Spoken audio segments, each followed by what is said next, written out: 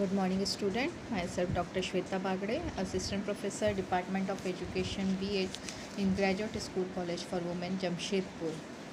आज हम B.Ed semester 1 के paper first unit second growth and development से स्टेजेस ऑफ डेवलपमेंट विकास की अवस्थाओं के बारे में चर्चा करेंगे, जिसमें से आज हम विकास की अवस्था शैशवावस्था या इन्फेंसी स्टेज के बारे में अध्ययन करेंगे। इन्फेंसी स्टेज क्या होता है? शैशवावस्था। इस अवस्था को बालक का निर्माण काल कहा जाता है। इस अवस्था में जन्म से 5 वर्ष तक की आयु मानी जाती है। शुरू के 0 to 3 ईयर्स पूर्व शैशवावस्था या अर्ली इन्फेंसी स्टेज कहा जाता है। दूसरा है उत्तर शैशवाकाल या लेट इन्फेंसी स्टेज। 5 वर्ष तक की अवस्था शारीरिक और मानसिक के लिए बड़ी ग्रहणशील है।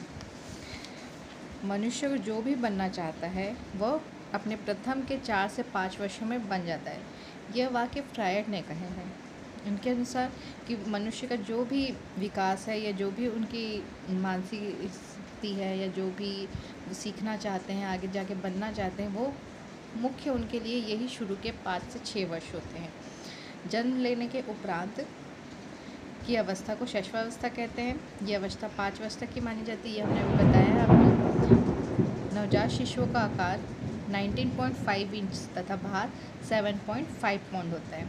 वह माँ के दूध पर निर्भर करता है। धीरे धीरे वह आँखें खोलता है। उसका सिर धड़ से जुड़ा होता है। बाल मुलायम होते हैं। मांसपेशियाँ छोटी और कोमल होती है। जन्म के लगभग 15 दिन बाद त्वचा का रंग स्थायी हो जाता है। जब नवजात शिशु रोता है तो उससे फेफड़ों के अंदर हवा भर जाती है और उसकी श्वसन क्रिया आरंभ हो जाती है। स्तनपान के कारण उनमें चूसने की सहज क्रिया प्रकट होती है। वो भूख के समय रोता है। 15 से 20 घंटे सोता है। धीरे धीरे में उन्हें परिवर्तन स्थायी होने लगते हैं। ये होता है शैशवावस्था। इसी अवस्था को बालक का शताब्दी भी कहा जाता है। इस शताब्दी में मनोवैज्ञानिकों ने बालक और उनके विकास की अवस्थाओं के संबंध में अनेक गंभीर और विस्तृत अध्ययन किए हैं, जिसके फलस्वरूप वे निष्कर्ष पर पहुंचते हैं कि सब अवस्थाओं में शैशवावस्था सबसे अधिक महत्वपूर्ण है। उनका कहना है कि इस अवस्था में का ही वह आधार है जिसमें बालक के भावी जीवन का निर्माण किया जा सकता है। इस अवस्था में उसका जितना ही अधिक निरीक्षण और निर्देशन किया जाए उतना ही अधिक उत्तम होता है और उसका विकास और जीवन अच्छा होता है, उत्तम बनता है। तो सबसे मेन अवस्था उसमें मानी गई है बच्चों की शैशवावस्था। इसमें बच्चों का बहुत अधिक ध्यान रखना है, उनको अच्छी चीज़ें बतानी हैं जिससे आगे जाके उनको उनके माइंड में वो चीज़ हमेशा के लिए बनी रह जाती है जो भी वो इस काल में सीखे रहते हैं। इसलिए अच्छी बातें सिखानी है उनको कि वो अच्छे से अपना उनका डेवलपमेंट हो सके। इसकी कुछ विशेषताएं हैं वो हम देख लेते हैं। शैशवावस्था की विशेषताएं, जिसमें पहला है शारीरिक विकास में तीव्रता, रैपिडिटी इन फिजिकल डेवलपमेंट। शैशवावस्था के प्रथम 3 वर्षों में बच्चों का शारीरिक विकास बहुत तेज़ी से होता है। उसका भार लंबाई में वृद्धि होती है। 3 वर्ष के बाद विकास की गति थोड़ी धीमी हो जाती है। उनकी इंद्रियों, कार्मेंद्रियों, आंतरिक अंगों, मांसपेशियों आदि का विकास फिर होते रहता है। सेकंड पॉइंट है हमारा मानसिक क्रियाओं में तीव्रता, रैपिडिटी मेंटल एक्टिविटीज़। शिशु की मानसिक क्रियाएं जैसे ध्यान, स्मृति, कल्पना, संवेदना, प्रत्यक्षीकरण आदि का विकास में पर्याप्त तीव्रता होती। 3 वर्ष तक की आयु तक शिशु की लगभग सब मानसिक शक्तियाँ काम करने लगती हैं। उनमें विकास पूरी तरह से हो चुका रहता है। थर्ड है सीखने की प्रक्रिया में तीव्रता। शिशु के सीखने की प्रक्रिया में बहुत तीव्रता होती है। वह अनेक बातों को ही सीख लेता है। बालक के प्रथम 6 वर्ष में के बाद के 12 वर्षों से वो ज़्यादा दुगना तेज़ी से सीख सकता है इस काल में। नेक्स्ट पॉइंट है कल्पना की सजीवता, मतलब लाइफ इमेजिनेशन। 4 वर्ष के बालक के संबंध में एक अत्यंत महत्वपूर्ण बात कही गई है कुप्पुस्वामी के अनुसार, मनोवैज्ञानिक कुप्पुस्वामी के अनुसार, कि उनकी कल्पना की सजीवता, वह सत्य और असत्य में अंतर नहीं कर पाता है। फलस्वरूप वह असत्य भाषी जान पड़ते हैं। उनमें ये समझ नहीं होती है कि क्या चीज़ सही है क्या चीज़ गलत है। जो भी उनको इमेजिन कर रहे हैं उनको वो सही लगने लगता है। तो इस तरह से उनकी कल्पना में ज़्यादा रहते हैं वो। दूसरों पर निर्भरता, डिपेंड ऑन अदर्स। जन्म के बाद शिशु कुछ समय तक बहुत ही असहाय स्थिति में रहता है। उसे भोजन, अन्य शारीरिक आवश्यकताओं के लिए अलावा प्रेम और सहानुभूति पाने के लिए भी दूसरों के ऊपर निर्भर रहना पड़ता है। वो मुख्यतः अपने माता पिता या विशेष रूप से अपने माता पर ही निर्भर रहते हैं। जो भी आवश्यकता है, भूख लग रहा है, रोना है, ये जो भी चीज़ है उनकी अपने जो माता पिता हैं उनके ऊपर डिपेंड रहते हैं, मतलब दूसरों के ऊपर ही पूरी तरह से निर्भर रहते हैं। नेक्स्ट हमारी विशेषता है आत्म प्रेम की भावना, सेल्फ लव। शिशु में आत्म प्रेम की भावना बहुत प्रबल होती है।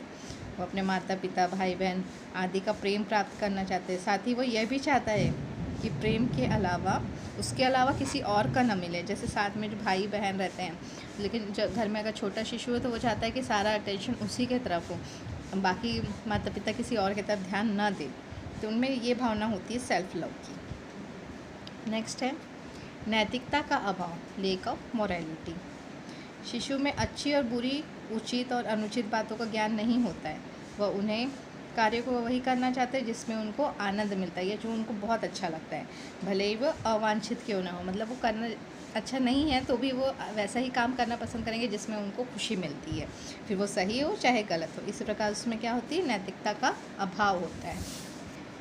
नेक्स्ट पॉइंट हमारा देखते हैं मूल प्रवृत्तियों पर आधारित व्यवहार, इंस्टिंक्ट बेस्ड बिहेवियर। शिशु के अधिकांश व्यवहार का आधार उसकी मूल प्रवृत्तियाँ होती है। यदि उसको किसी बात पर क्रोध आ जाता है तो वो उसको अपनी वाणी से या बोल के या अपनी क्रिया द्वारा व्यक्त करता है। उसे भूख लगती है तो रोता है, या फिर जो भी चीज़ उसके हाथ में दी गई है उसको मुंह में डाल लेता है। तो इस तरह से जो भी उनके बेसिक इंस्टिंक्ट्स है उनका ही यूज़ करके अपने व्यवहार को प्रदर्शित करता है। नेक्स्ट पॉइंट है सामाजिक भावना का विकास, डेवलपमेंट ऑफ सोशल फीलिंग। इस अवस्था में थोड़ा बहुत उनका सामाजिक विकास भी होने लगता है, सामाजिक भावना का विकास होने लगता है। जैसे 4-5 वर्ष के जो बच्चे होते हैं अपने छोटे भाई बहनों के साथ खेलना पसंद करते हैं, उनकी रक्षा करना। जैसे दूसरे कोई बच्चे उनको डांट रहे हैं तो उसमें गुस्सा होना, और अपनी वस्तुओं को दूसरे के साथ बांटना, दूसरे के साथ खेलना। अपने जो फ्रेंड हैं उनको कोई किसी और ने कह दिया तो उनके लिए खड़े हो जाना कि नहीं आपने मेरे फ्रेंड को क्यों कह दिया। तो इस तरह से उनमें सामाजिक भावना का विकास होने लगता है। नेक्स्ट पॉइंट है दूसरे बालकों में रुचि या अरुचि, इंटरेस्ट और डिसइंटरेस्ट इन अदर चिल्ड्रन। बालक 1 वर्ष के होने के पूर्व अपने साथियों की में रुचि व्यक्त करने लगता है। शुरू में इस रुचि का स्वरूप अनिश्चित रहता है, वो शीघ्र में ही एक या अधिक निश्चित रूप धारण कर लेता है। रुचि या अरुचि के रूप में प्रकट होने लगती है उनकी यह जो भावना है उनके दूसरे बच्चों में रुचि या अनुरुचि। सबसे पहले वो अकेले अकेले रहता है तो उतना पसंद नहीं करता किसी और के साथ करना, लेकिन जैसे जैसे वो 1 वर्ष का होने लगता है, दूसरे बच्चे लोग खेलते देखता है तो उनके साथ खेलने में उनकी रुचि होती है कि मैं भी उनके साथ खेलूँ, उनके साथ एंजॉय करूँ या उनके साथ पार्टनरशिप करूँ, उनके साथ खेलूँ। तो इस तरह से वो जल्दी ही ये चीज़ें समझ लेता है कि किन बच्चों में मेरी रुचि है, किन में नहीं है। तो ये चीज़ उनमें डेवलप होने लगती है। नेक्स्ट है हमारा पॉइंट जिज्ञासा प्रवृत्ति। जिज्ञासा प्रवृत्ति बहुत अधिक मात्रा में होती है इस बच्चों में। वो अपने खिलौनों को विभिन्न प्रकार से प्रयोग करते हैं। कभी फेंक देंगे तो कोई भाग उसका अलग अलग हो गया तो उसको खोल खोल के देखेंगे उसके अंदर क्या है, या उसको फेस टूटा हुआ है तो उसको जोड़ने की कोशिश करेंगे। तो उसमें उनमें बहुत ज़्यादा रहता है कि ये काम कैसे करता है।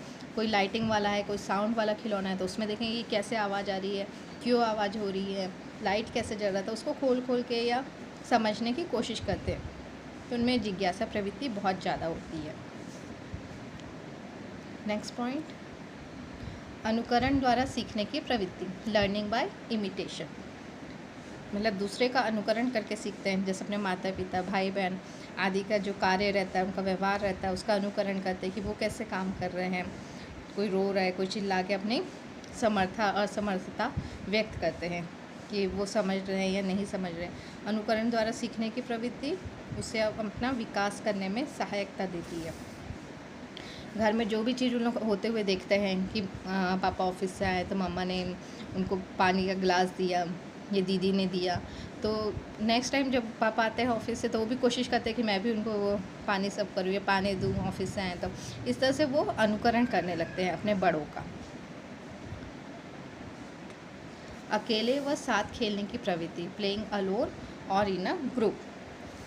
शिशु पहले अकेले खेलता है जब छोटा होता है, तो फिर वह दूसरों के साथ खेलने की प्रवृत्ति होती है।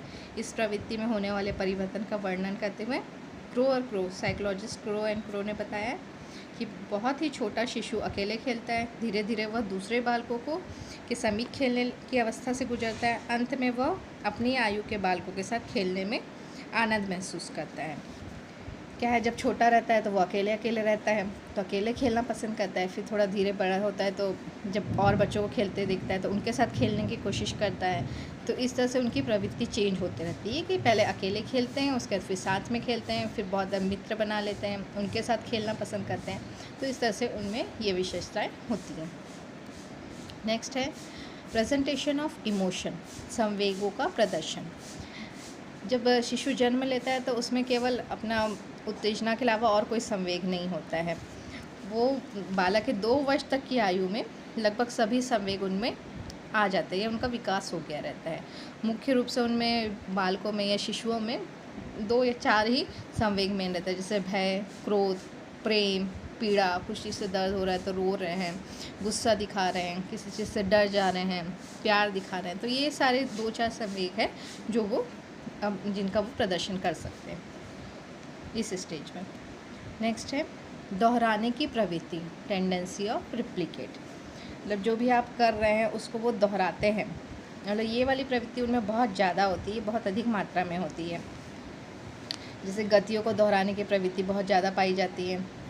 उनको जो भी चीज़ दूसरे लोग कर रहे हैं उसको रिपीट करते हैं, रिपीट कर करके उन लोगों को मज़ा आता है कि हाँ हम कर रहे हैं, और दूसरे अगर खुश हो गए, मम्मी पापा खुश हो गए कि ये हमारी बात बोल रहे हैं वापस से, तो और ज़्यादा उनको आनंद मिलता है बच्चों को कि हाँ मेरे जो दोहरा रहा हूँ उससे खुश हो रहे हैं। तो ये चीज़ उनमें बहुत अधिक पाई जाती है। तो ये इस तरह की विशेषताएँ हो गई हैं शैशवावस्था की। आगे हम इनके लिए एजुकेशन किस तरह का होना चाहिए, शिक्षा का स्वरूप कैसा होना चाहिए, वो हम नेक्स्ट लेक्चर में देखेंगे। उम्मीद है आपको ये सब समझ आया होगा।